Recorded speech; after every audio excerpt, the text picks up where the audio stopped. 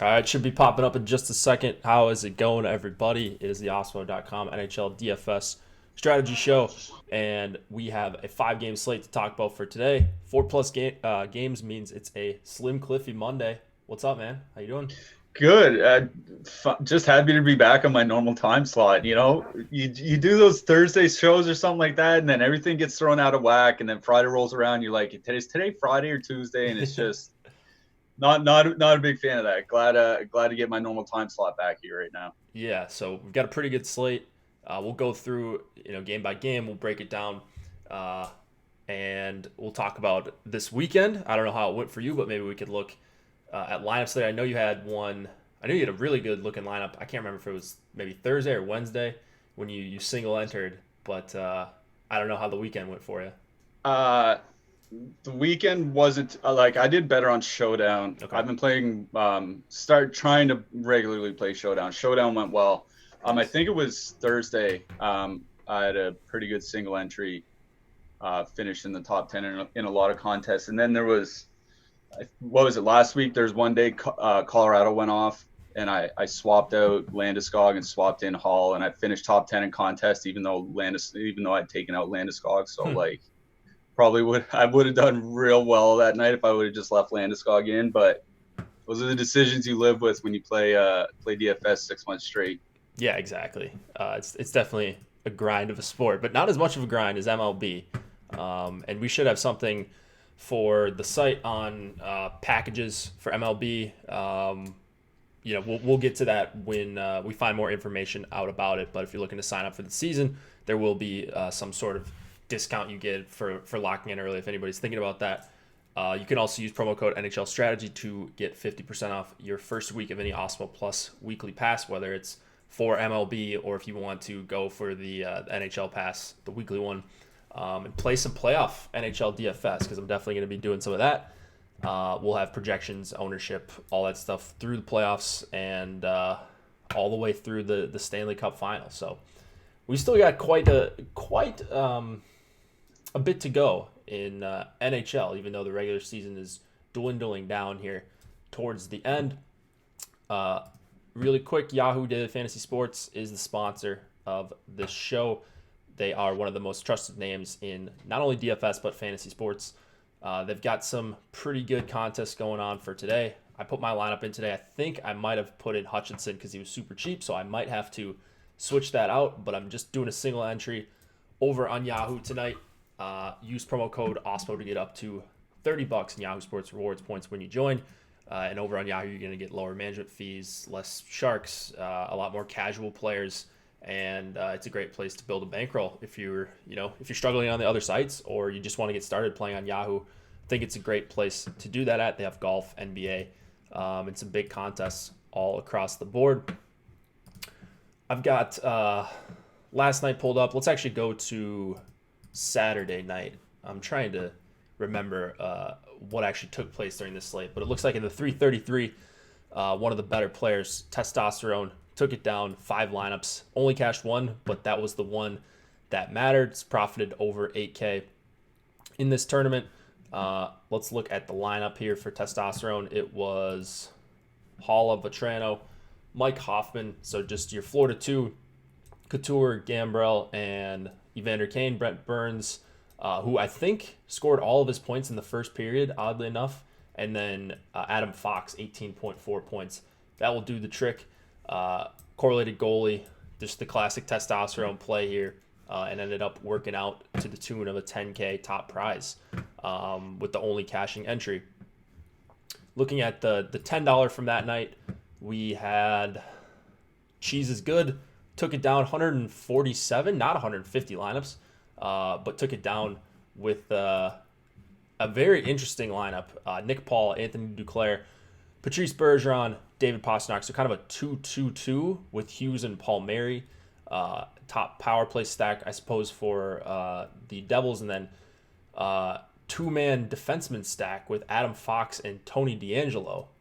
Both scored in double digits. Mikko Koskinen won off, so he chased me down and ended up beating me late. I kind of saw the writing on the wall. He didn't even get the shutout, but I knew I was going to be cooked if Koskinen did have the big performance. So I was lucky enough to take down second, and I'll definitely take that. It didn't feel like a good slate for me, but I got one up there and gave myself a shot. So I'll take that, I suppose. It wasn't really two teams I was on, if I remember. I think it was Philadelphia 1 and Florida. Yeah, Philadelphia 1 and Florida 2. I don't know. I wasn't really a fan of either of those lines. That night, I thought Florida 2 was going to be a pretty popular filler, and then Philadelphia 1 was maybe like my 6th or 7th best stack, but they were being owned like a top 2 or 3 owned stack. So just got lucky and almost worked out. Anything you noticed on that type of slate on Saturday? Well, I mean, if you didn't have players coming out of that, obviously, if you look at the other top scores, if you didn't have players coming out of that Devils Rangers game, you were pretty much toast, right? Yeah. Like there's just too many goals. And it's the funny thing about that Devils game was, if I'm not mistaken, no player had more than 2 points. I think that's true. Yeah, so I think Kyle Palmieri actually had the best night out of anyone, and he only put up, what was it, 21 and a half points or something like that. But the double defense stack is what sticks out to me. It's not something I do with frequency. But I am seeing it a lot more with, especially guys that finish at the top of the leaderboard. I mean, like you said, Cheese is good. I mean, you had one with yourself. You just had Trouba instead of D'Angelo. Yeah. So that's what I'm wondering. I kind of wanted to ask you, is double defense something you've always done, or is that something that you picked up yourself this year? I usually didn't get it just with the projections. So I guess I don't try to not get it. So if there is a team that like struggles against defensemen, or if there's a couple of talented defensemen that project kind of well, and it ends up being in the same lineup, especially on a shorter slate, like I think this was a 6-gamer, 5-gamer tonight. I think that's okay as well. Fox and Trouba, I mean, yeah, it's not the most correlation. Like you couldn't get theoretically you couldn't get a D to D pass, but they're in the secondary power play unit, so I guess they're a little bit more correlated than your average just defenseman that might play in the first and third pairing. So yeah, it's not something I intend to do, but I have noticed that it's won quite a bit lately. So I don't know, maybe there is something to it, especially with the bonuses. Just taking multiple defensemen from one team, if there's a bunch of block shots in the game, or a team defends well against the forwards and doesn't really defend as much against the defensemen as well. So I don't know, there might be something to it, but I guess I'd never really pay attention. When it pops up in my lineups, it seems to do okay, but I never really try to force it. Should we take a look at, let's just a quick look at Sunday. Yesterday's slate, Wiz Zakor. This is a guy who has played really well this season in NHL. Cashed 3 out of his 4 lineups, took down the 10K in the 333 with really cash-looking lineup. So Larkin, Mantha, if you didn't have Detroit, they were the first game, Detroit's top line. If you didn't have them in the main slate yesterday, you were dead before the rest of the games even started, pretty much. They all just smashed. So Larkin, Mantha, and Bertuzzi were the nuts.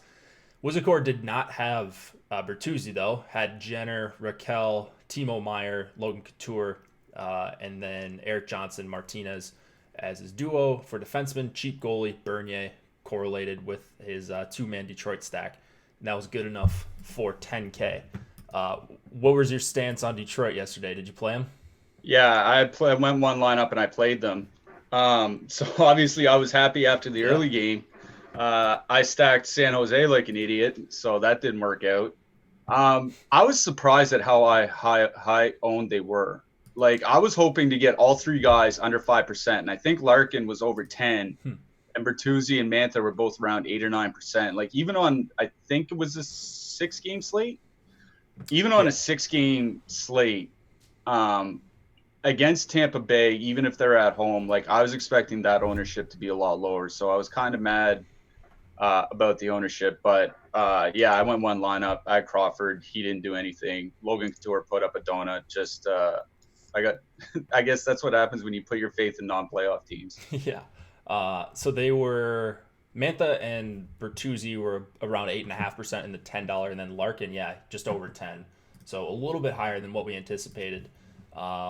Maybe on a shorter slate, like on a Sunday, more like players that are more likely to look at matchups and just like no line stats were on them. So contests were smaller, maybe just more sharper players are playing, and I thought they were a pretty sharp play. So that could be why that they were a little bit more owned than you would think. Detroit won against Tampa, even though they were pretty cheap.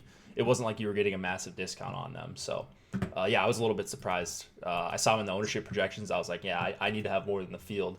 But I didn't think that. I think I was about even by the time it was over with what they actually came in at. And the funny thing is that was the second time in the week where I needed the Sharks to do something after smashing early. Because earlier in the week I went 3 max on the day that Zibanejad had his 5-goal game. So I had Zibanejad, Buchnevich with the defenseman. Like I smashed the early. I needed the Sharks late and they did nothing. And then like 4 days later I smashed early. The Sharks did nothing again. It's just like, oh my God, I get to see, like, I just wish they just stop playing hockey because I keep betting on them and I keep losing. And they're not even getting blown up either. I've been taking a bunch of teams against them. Like I was on Ottawa really heavy the other night, and I don't know. Like they're just annoying for a number of reasons. So I'm right there with you on the Sharks.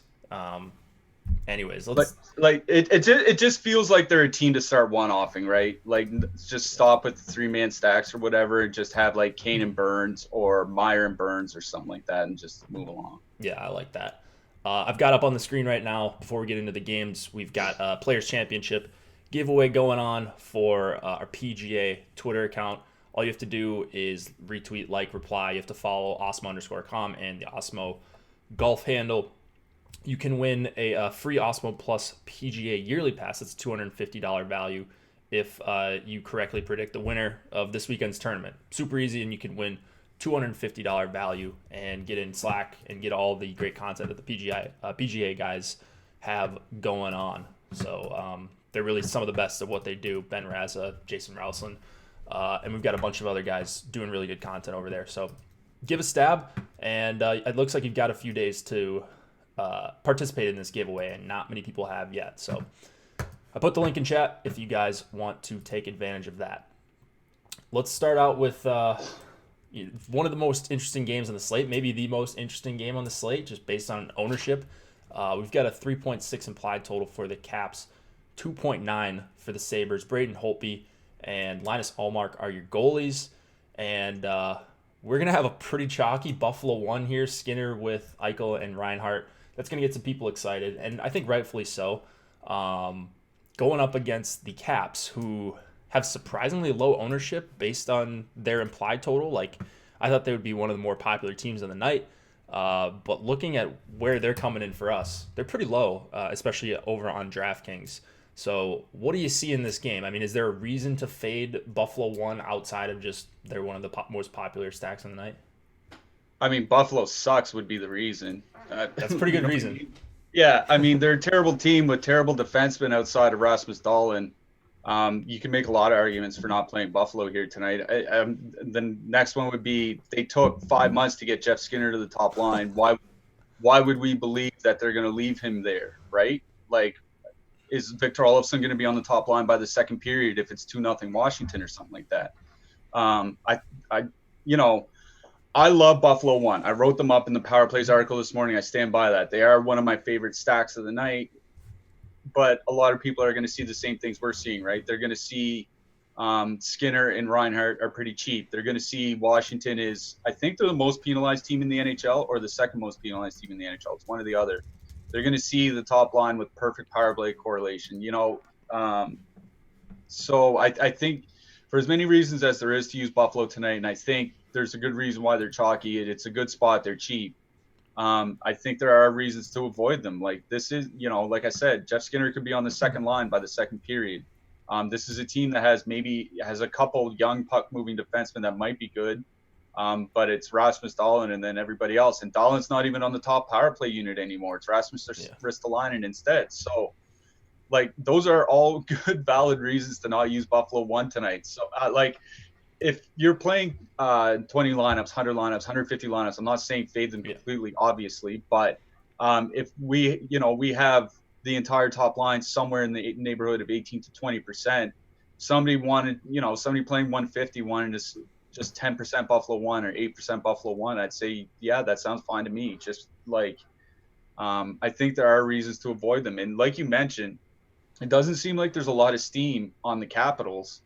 And that's, that's how the information that comes out through the day can kind of change your process. Because when I was writing the Power Plays article this morning, like Buffalo 1 was like, this is the team I'm going to put in, I think I'm 3-maxing tonight. This is the team I'm going to build this is my core. This is who I'm going to build around. And then as the day went on, it's like, well, Washington has a pretty high implied goal total. We're seeing too much ownership on Buffalo, et cetera, et cetera. Those are the reasons to get away from them. So, it kind of changed my opinion to get away from Buffalo 1 on the slate and more towards the Washington side. I'm still not a fan of the top line. I don't like Wilson and Kuznetsov playing with Ovechkin, but I do like that second line a lot. Vrana, Backstrom, Oshie, they've had really good numbers together. Once you get into the second, third lines of Buffalo, my God, is it bad. I think, given where our ownership thinks Washington's going to be in general, I don't say that you have to leave Ovechkin off your stack. I think it's fine to do it if you want to use like a Backstrom, Oshie, Karlsson stack or something like that, or Backstrom, Oshie, and then add in Kuznetsov or whomever. I think that's fine. I would probably try to get Ovechkin in one way or another.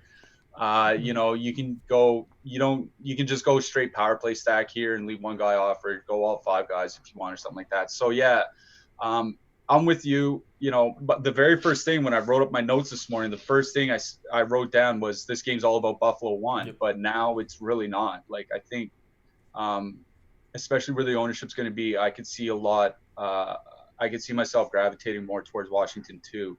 As far as blue liners go, obviously I think Ristolainen would be the guy to use because he's on the power play unit, but I do think that leaves Dahlin really under-owned here tonight. He's not a guy I would use in cash games, but he's their best puck mover by far. Washington's, I wrote in my power play article just how bad Washington's been at 5-on-5, basically for two and a half months now. So I'm fine with using Dahlin. The guy that stuck out to me on the Washington side was Dmitry Orlov. Since the trade deadline, he's leading the team in 5-on-5 ice time, actually. So if you want to get a little bit different, because you might be worried about ownership, I have no problem, substituting Karlsson for Orlov if you're not going straight power play stack or something like that. So yeah, like, I do love Buffalo 1 here tonight, but I think 20% Buffalo 1 on a 5-game slate, that's just too much for me. So I think I'm going to move more towards Washington 2, Karlsson. Like I said, you can use Orlov if you want, but I think if you have, if you're able, definitely get up to Karlsson. Yeah, I'm kind of on the same page, I think, with pretty much everything you mentioned in this game. So I thought Buffalo 1 was going to be my highest owned stack earlier this morning. It doesn't look like they're going to quite be there for me in MME, and I'm probably going to try to move away from them a little bit in like the mid-stakes stuff. I think they're going to be even more popular, more sharper players playing there, like using projections. They're not just going to project well at our side. It's going to be everywhere because Skinner getting a big jump, Reinhart only 4,700, full power play. They've got everything you want. And they've got good numbers too, like this trio going back to last season. So from like a matchup perspective, I think they look awesome. Going to probably get the Kuznetsov Ovi line. And they not only have problems defensively, which is good for Buffalo 1, but they have trouble just generating chances offensively too. And so I don't really love Kuznetsov, Wilson, and Ovi as a 3-man stack necessarily, but I really agree. Backstrom, Oshie, Vrana, or take Vrana off, put Ovechkin in there if you can, and try to slam in Karlsson. His price has come down a little bit after being like $8K at times this season, so get a nice $6,600 price here for Karlsson, or you could go to Orlov as your one-off guy. And then I don't like that they took Rasmus Dahlin off of the top power play. Ristolainen's 4,300. I mean, I don't know. I'm really heavy on any of these Buffalo defensemen. What else you got? Yeah, it's just like Ristolainen's a guy. He's the combo meal guy, right? Like Rasmus Dahlin's not that guy. Rasmus Dahlin isn't going to go out and get 5 shots and 3 blocks. Ristolainen can't do that. And the Buffalo power play in years gone by has been really good with Ristolainen running it. So, like, I'm not wondering if it's just is it a system thing? Is it a skill set issue? Is it a chemistry thing? I don't know, but like I almost I it's from a fantasy standpoint, I like Ristolainen on the top PP unit more than I like Dahlin. That's just Dahlin just hasn't proven anything yet. As far as the power play is concerned, and Ristolainen does have the track record. I'm definitely not saying Dahlin's the better player or anything like that. Ristolainen is a better player. Like he's definitely not. It's just I think it's an issue of skill set and chemistry, and I think that's why you're seeing Flow's power play not do as well this year as it has at times under Ristolainen. All right, that makes sense. All right, let's go to Arizona and Winnipeg. I'm assuming, well, actually, really quick, since it is a short slate, to be thorough, I'm assuming we don't have much interest in like the depth lines here for Buffalo. They're pretty terrible. Okay. No, nothing else from Buffalo other than the top line. I mean, if you want to throw in some one-offs with the stack, like I'm fine with that. I'm not 3-man stacking the second or third line. Sounds good. All right, let's go to Arizona and Winnipeg. 2.6 implied total for the Coyotes, 2.9 for the Jets. Darcy Kemper and Connor Hellebuck are your goalies. We do have confirmation on every single goalie tonight, which is nice. So you won't have to be guessing in the late slate games unless there's some injury or someone gets sick or something. But all these goalies are confirmed as of now. We just got the last one in before the show. In this game, low total game, but there's definitely some talent, especially on each two teams' top lines. You've got a pretty good secondary line in Eakin, Ehlers, and Laine for the Jets. What do you see in terms of matchups? Do we think the top lines are going to match up against each other? And then what does that do for you? Yeah. As far as matchups go, the Scheifele line, Scheifele and Wheeler are almost definitely going to take Dvorak and Hall. Like that Winnipeg second line, I don't think I'm as excited about that line as you. Like I think Cody Eakin sucks. Like flat out sucks. Shouldn't be in the NHL. Like let alone second line on a potential playoff team. He shouldn't be on the fourth line on a bad team.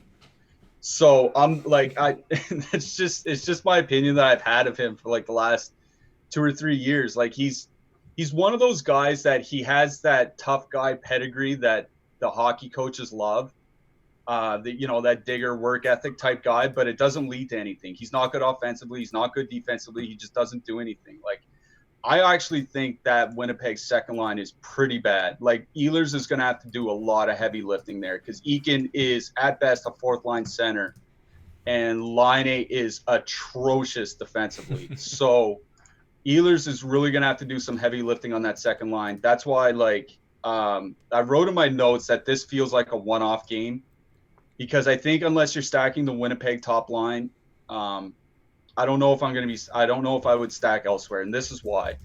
One, it's Arizona on the road. We're not going to get line combinations. Yeah. Their beat writers don't travel, which means we're relying on either the game sheet from the team or the opposing beat writers to tweet what their lines are.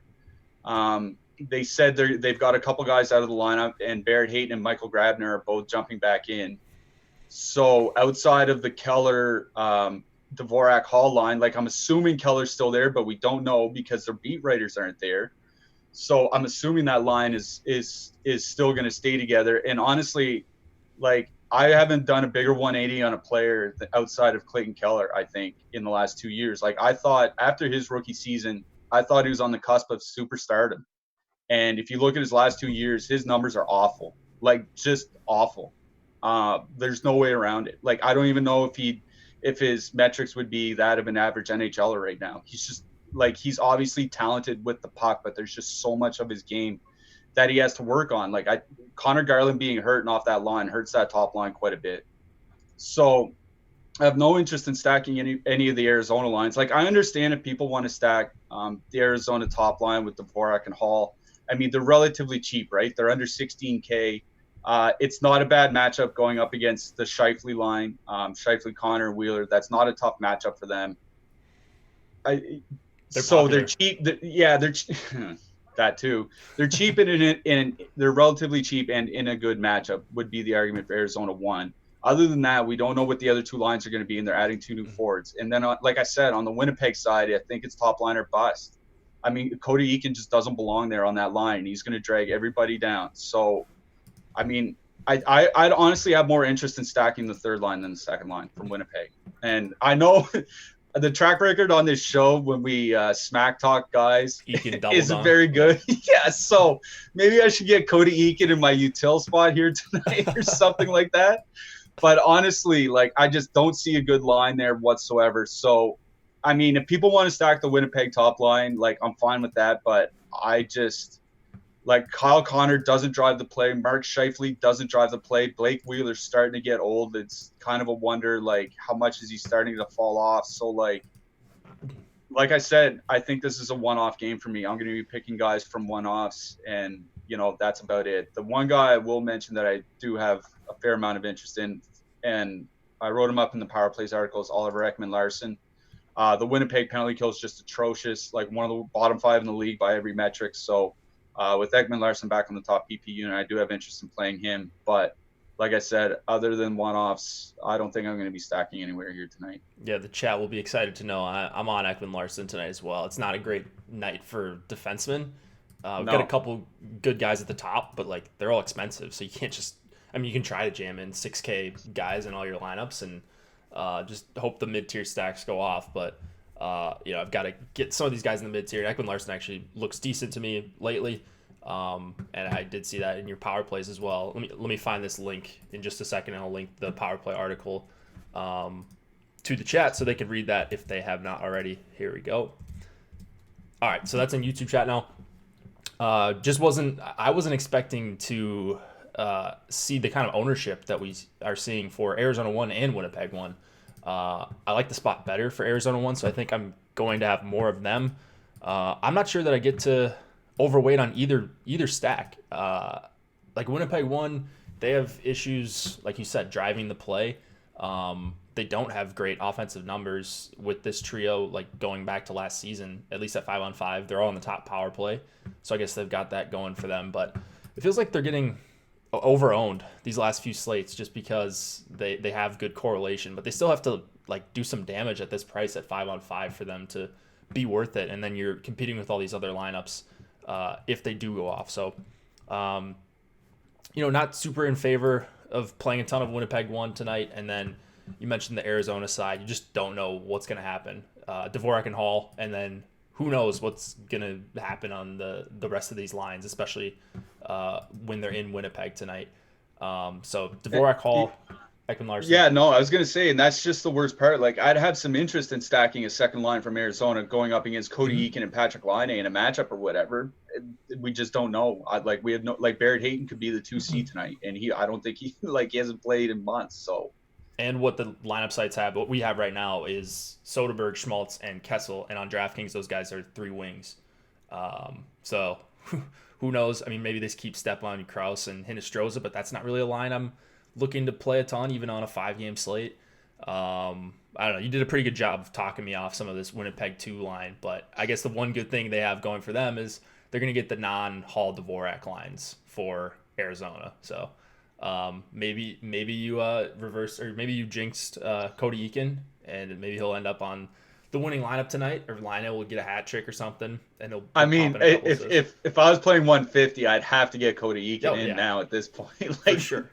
Like, he's gonna pull a Wenberg and score 2 goals in the first period, and I'm just gonna get mad and have to log off Twitter, and it's just gonna be a whole scene. Everyone just be tweeting at you.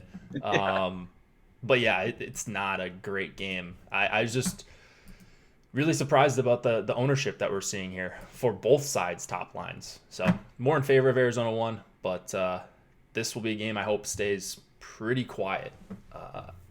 Anything else on the defenseman side? You mentioned Ekman-Larsson. I agree. Any blue line guys for the Jets? Not really. Neil Pionk is 5,200. Yeah, I mean, if you're stacking the top line, then putting him in makes sense for the power play correlation rate. But no, I don't have a lot of interest in the Jets blue line. Yeah, I'm right there with you. All right, let's go to Florida and St. Louis. 2.7 implied total for the Panthers. 3.4 for the Blues. Chris Drager and Jordan Binnington are your goalies. So this game has a higher implied total than the previous one, but way less ownership really on both sides. And I just think St. Louis looks really low owned right now. I get that they've got the issue with the three-wing issue on DraftKings. I'm talking about DraftKings specifically. I think they're more popular over on FanDuel, but they look cheap to me, and pretty decent top six. I know they're not the most exciting offensive team, but Florida's pretty terrible defensively, so I don't know what I'm missing here. Do you like the Blues? Yeah, I do. I had actually written up the top line as one of the stacks for the power play article this morning. And then I saw that Braden Shen was still listed as a winger, which is that's, like you said, that's a problem for DraftKings. We'd expect that from FanDuel. We expect better from DraftKings around here. No, and you're right. Like, I was kind of surprised when I saw the ownership. I think part of that is St. Louis really has three stackable lines. You have Shen and Schwartz on the top line, the second line with O'Reilly and Perron. And then the third line was the line that I wrote up in my Power Plays article of Steen, Thomas, and Bozak. Now, I think in the article I had left off Steen and added Parayko for additional second power play exposure. The reason that I wrote up that line is just because, like, they do have good numbers together. They have, above average offensive numbers together. And when you're an above average line on the third line, you're doing pretty well. And Robert Thomas is a guy, like, I think he's on the cusp of being a star. Like, I think I kind of see Braden Point's game in him. I don't know if he's going to be as good as Braden Point, but I think he's on the verge of being really good. Now, being flanked by Steen and Bozak kind of sucks, but those are the breaks sometimes. But the reason I wrote them up is because there are so many expensive lines on this slate, right? Like we just talked about the Winnipeg top line. I mean, if you throw in line A or whatever, it's really expensive. And then Washington power play stack and Edmonton power play stack and so on and so forth, like Colorado. Like, there are expensive spots. So that's why I wrote up the St. Louis third line. I think it's a good filler stack. If you just want to use a two-man, Bozak and Thomas, leave off Parayko and Steen and all that, that's fine. So that's kind of where I am on St. Louis is I hate that it's winger top line, because right. I think that top line gets the better matchup between the top lines from Florida. But, like, I don't want to say, like, it's a better matchup and scare people away from St. Louis too, because, like, Florida just sucks in general. And once you get past their top pair of Weegar and Ekblad, like, it's bad. Like, they're real bad. Like, Stralman and Stillman's bad. Like, Yandel on the third pair, I forget who he's with, but they're bad too. Like, I know that the top line for Florida is technically the better defensive matchup or better offensive matchup for St. Louis, and that's why I like the top line. But I think the defensive matchups get better for the St. Louis second line, getting away from Weegar and Ekblad. So, like, I think there's cases to be made literally for all three lines from St. Louis. And, like, I hate hedging. And you guys have listened to me long enough. I don't like hedging like that. Right. But I really do think there are good arguments for all three St. Louis lines here. And I think that's kind of the reason why you're seeing ownership spread out a little bit.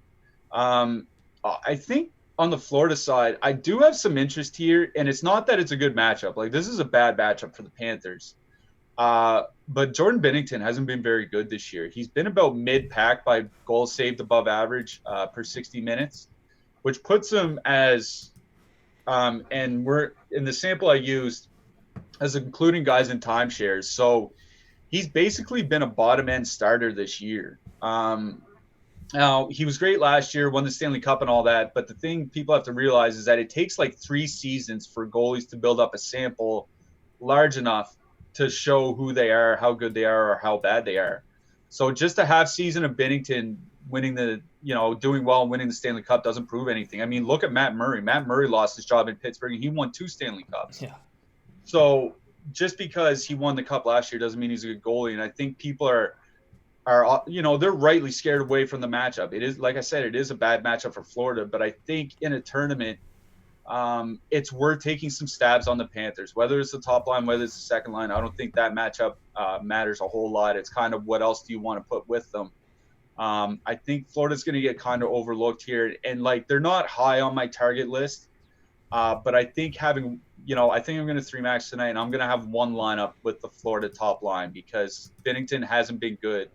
And I think it's a good spot to try to take advantage of what could be depressed ownership in a bad spot. Yeah, depressed ownership is an understatement. Like, they're basically ignored in our ownership projections. And So that's the one thing I was looking at on Florida side, because I was looking through the matchups and I'm like, geez, this is just brutal. St. Louis is pretty suffocating defensively. You look at the numbers for the O'Reilly line; they're insane defensively, not very good offensively, but they're going to get good matchups. So I think St. Louis side is pretty easy for me. They look underowned. I think all three lines do have good matchups. I'm getting to the most of the O'Reilly Perron duo, and then I'm doing some like power play stacks and stuff. But for like a full 3-man stack, I'm playing a bunch of the O'Reilly line. I am finding it pretty easy to fit in some of this Shen Schwartz and Sammy Blais line. I mean, I know you can leave off one of those guys if you wanted to, but like if that line does go off, the total like ownership of that line is going to be so low because people just aren't willing to do 3 wings. So if you can get a double center from a team, some sort of power play stack elsewhere, and you want to full stack that line and just hope this is the night that, Shen and Schwartz get it going. It does seem like a pretty good matchup for them. It's a high implied total. And so I love the St. Louis side. Love what we're seeing from the ownership projections, but I agree. Florida looks a little bit too low owned as well. So as a secondary play, you're just getting really talented guys, and they're all in the top power play. St. Louis doesn't have a great kill. So taking a stab at either the power play or one of the top 2 lines for Florida, I think it's not a high probability play, but it's one that if you make time and time again over the course of a season, I think you're going to probably come out on top. Yeah, no, I agree with you. And like, I don't think this isn't a game I'm going to be taking my goaltenders out from either. I think that's probably going to be a game that we're going to talk about later, but I don't really have I just smack talk Bennington, so I'm definitely not playing him.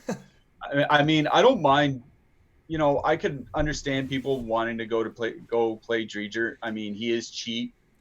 Florida does allow shots. If you want to get a cheap goalie that probably should have low ownership, I have no problem using him here tonight, but I don't think I'm going to personally. Okay.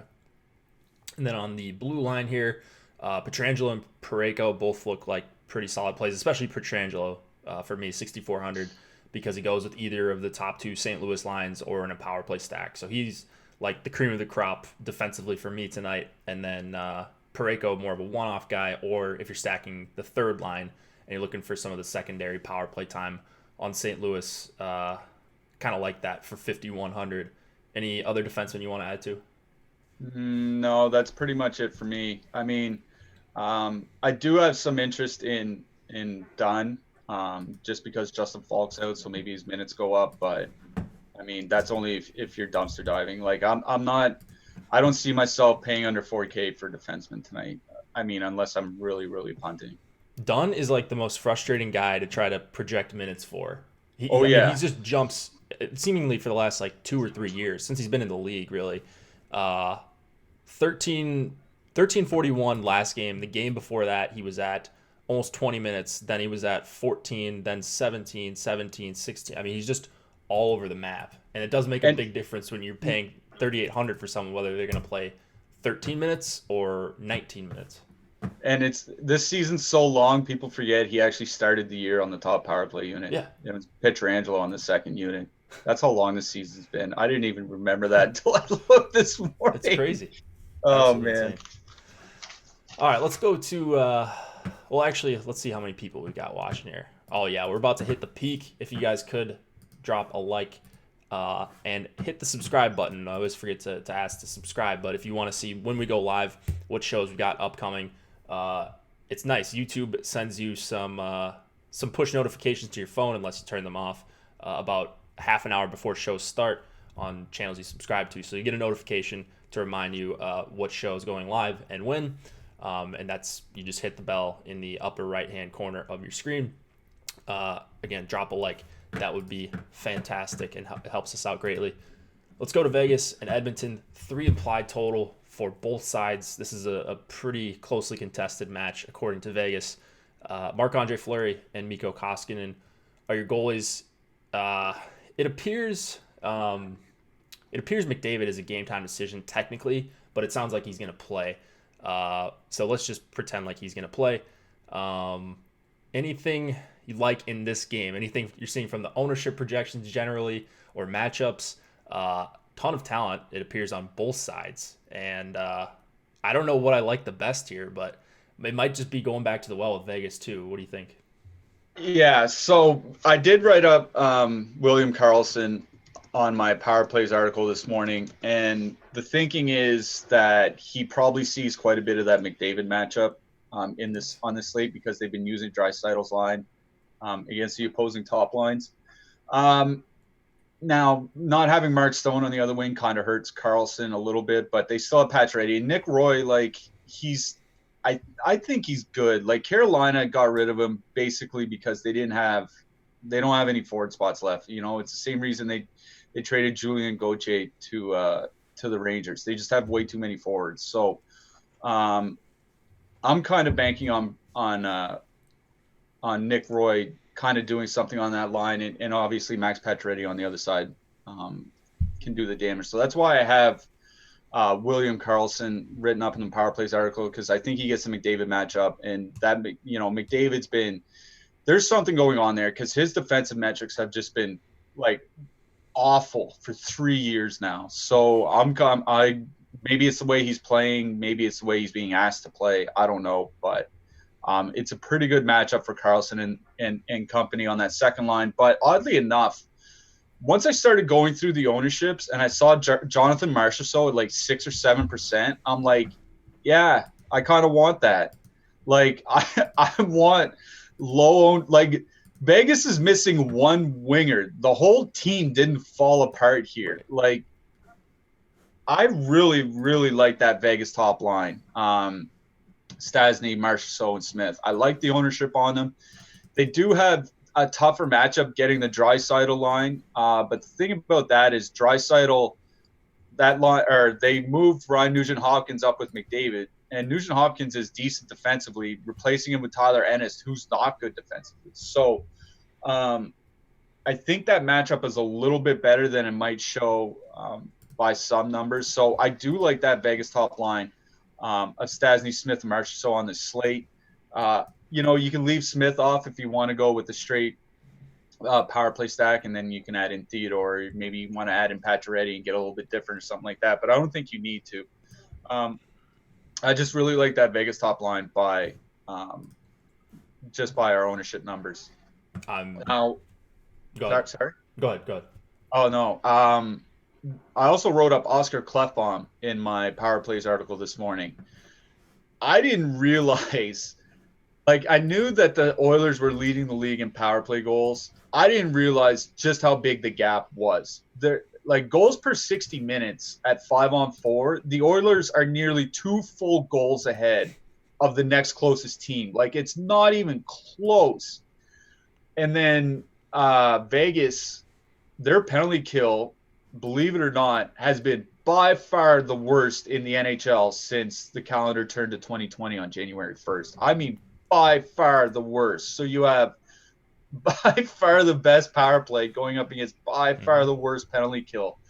So I think if you're Oilers stacking tonight, like, obviously, like, if you have a ton of lineups, like, you're going to get to a bunch of different combinations. But I think the most sense, if you're only playing, 3, 5, 10 lineups or something like that, I think a lot of sense here makes it makes a lot of sense here, to go with some sort of power play stack. Just because the Oilers are in such a good matchup. Mark Stone's gone, so that's another power play or penalty kill specialist gone for Vegas. Like I just said, I just talked about how bad that penalty kill has been, how good the Oilers power play has been. So I think if you're looking to stack something, it'd be like McDavid, Draisaitl, Klefbom with Nugent-Hopkins or something like that, or McDavid, Nugent-Hopkins with Klefbom, or McDavid, Draisaitl, Klefbom, or you know what I mean? Yep. Like, just get 3 or 4 guys off the power play. And if you're worried about ownership, that'll help you differentiate a little bit than just going a flat 3-man, even strength stack. So, out of this game, it'll be Vegas top line for me or Oilers power play stack on the other side. I'm definitely in agreement with you on the Oilers side as far as the power play matchup. Just like couldn't really be better here for the Oilers based on how these teams have played. Even strength lines aren't great. I I would mix in Zach Cassian. He's not like a guy I cross off or anything like that.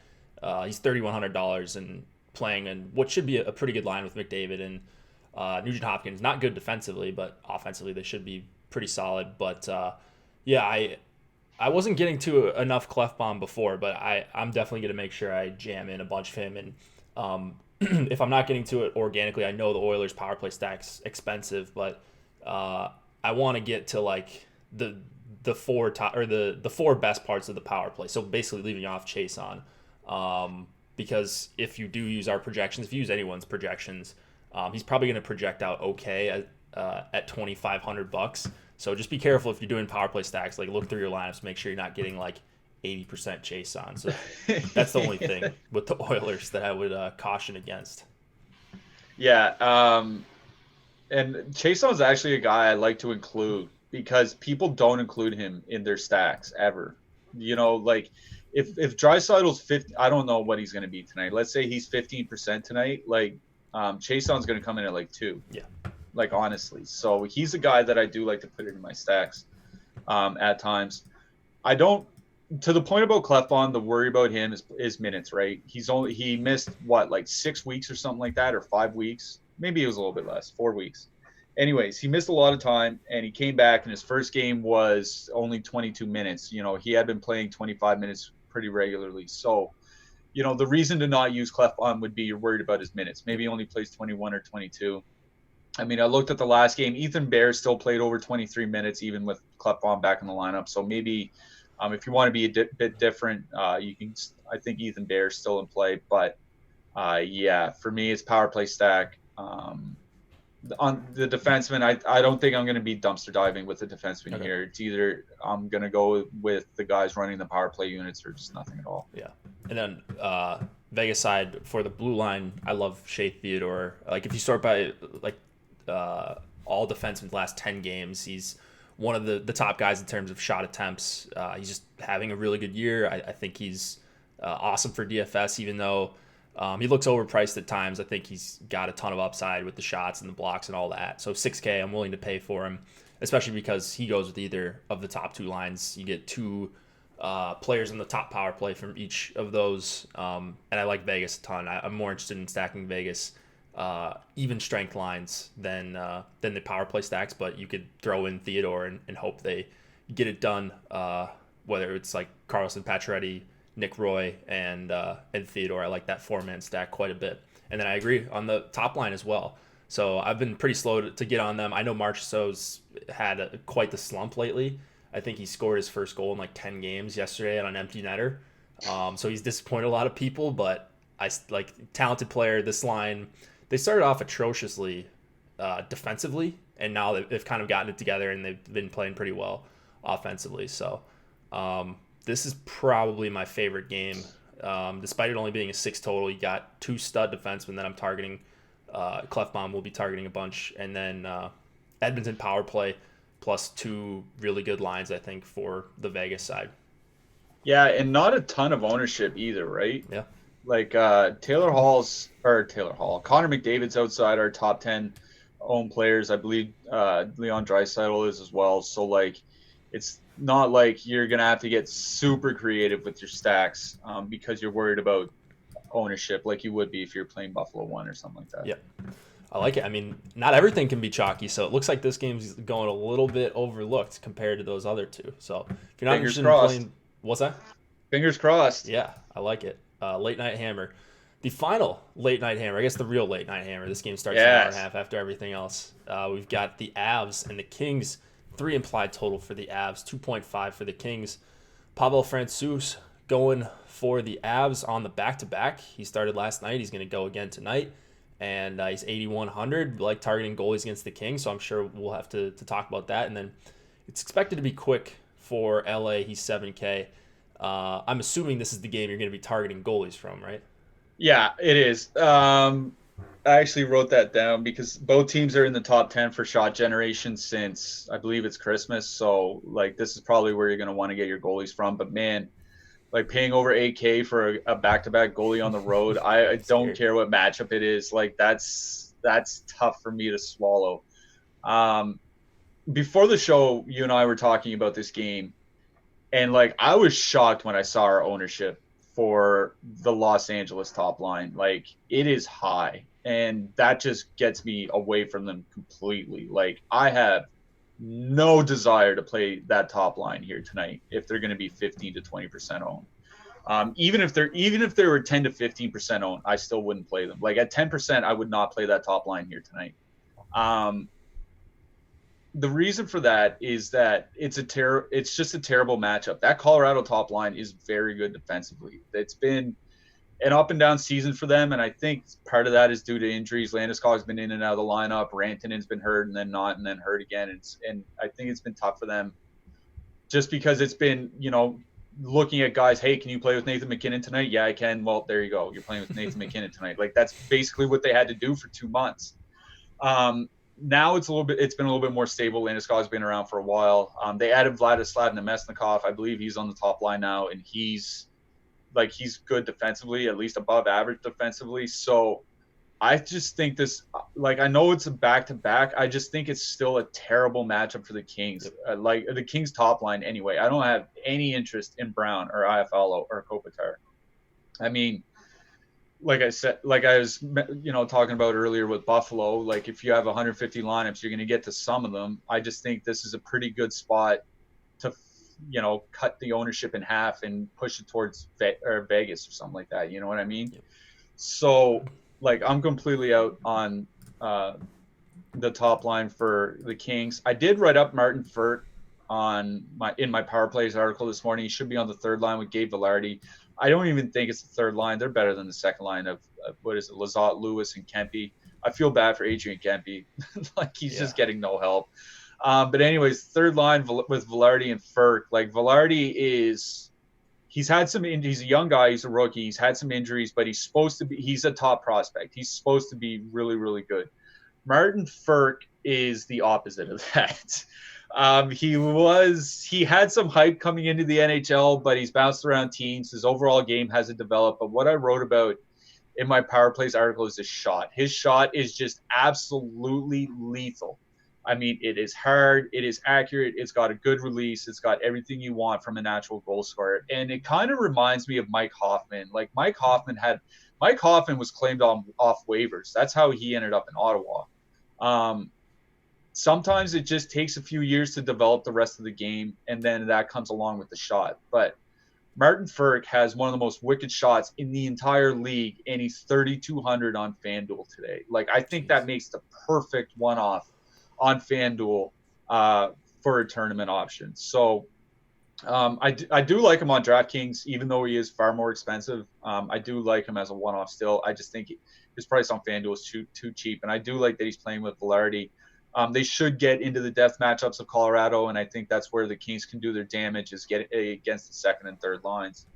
As far as Colorado goes, like I don't have a ton of interest in targeting against the Kings top line either. It is a much easier matchup than it has been in years past. I mean, Kopitar and Brown are both on the wrong side of 30. Brown's like almost 35 now. I mean, we talk about him like he's just falling apart, and I'm 33 years old. It's always funny how we talk about that. But anyways, I just don't have a ton of interest in the Colorado top line. We have Nathan MacKinnon as the highest owned forward on the slate. Gabriel Landeskog also in the top 10. Like super chalky guys on the road in an average-ish matchup. Mm-hmm. Like that's just not something that is super appealing to me. So I'm not really on either top line on this slate. Or in this game, sorry. So I think it's more, I'm probably not going to have any Colorado here tonight. It's going to be more about one-off Vilardi, one-off Furt, maybe something like, Compher and Jost are both on the top PP unit now for Colorado. So maybe you want to get a little bit different and do Jost, Compher, Gerard or something like that and go with a super cheap stack from the second line because I think it's a better matchup for them. So that's kind of where I'm at on this game. I'm out on both top lines, and I'm going to be looking more towards the depth. Martin Furt, Gabe Vilardi, those are the guys that I'm going to be targeting from the Los Angeles side.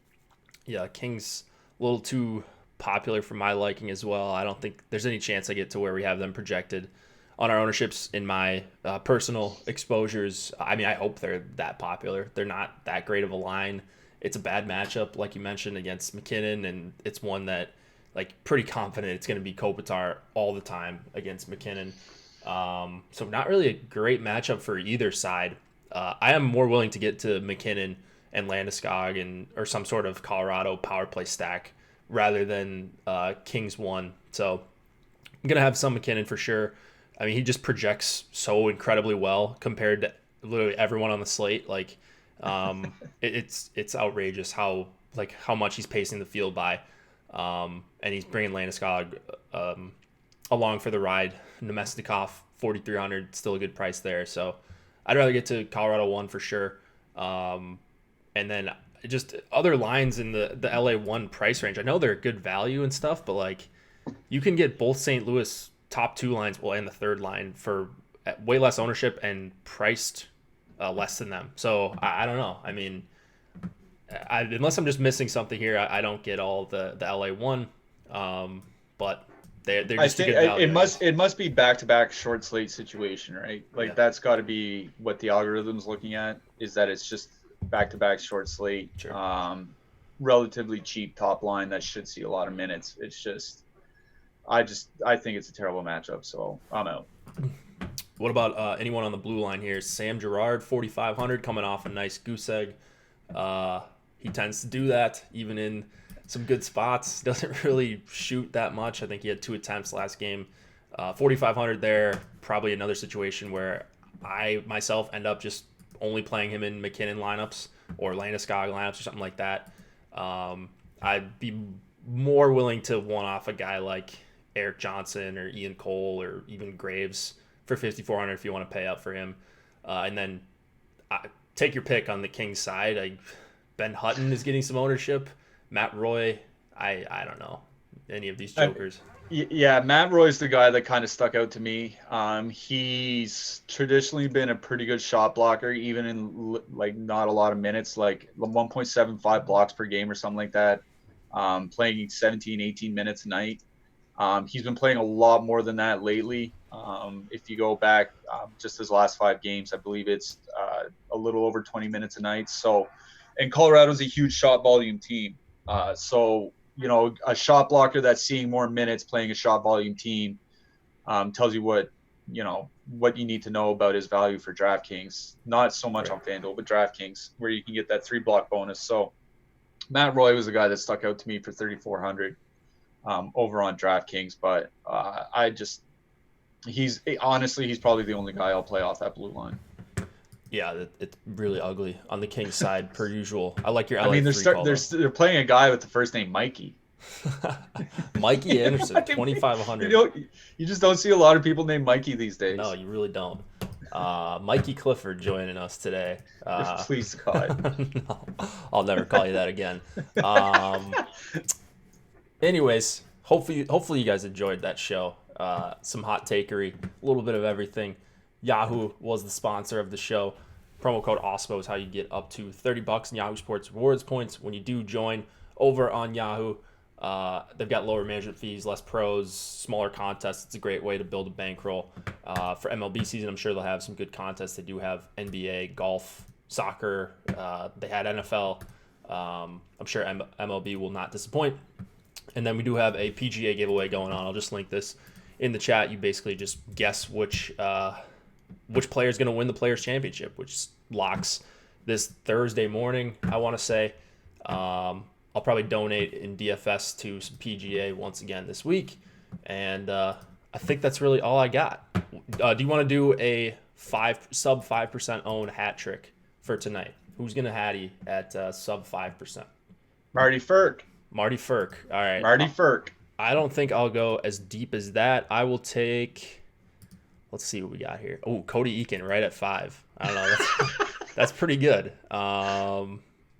Geez. The options get ugly at under 5 on a 5-game slate. But I mean, Yamamoto seems like a decent bet. Yeah, I was looking at him, or maybe Tom Line. I don't know, 6,400. I don't think I'd be very happy if he did that, though.